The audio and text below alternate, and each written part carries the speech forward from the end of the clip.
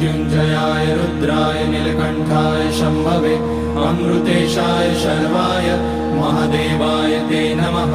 नमस्तेऽस्तु भगवन् विश्वेश्वराय महादेवाय त्र्यम्बकाय त्रिपुरान्तकाय त्रिकाग्निकालाय कालाग्निरुद्राय नीलकण्ठाय मृत्युञ्जयाय सर्वेश्वराय सदाशिवाय श्रीमान् महादेवाय नमः।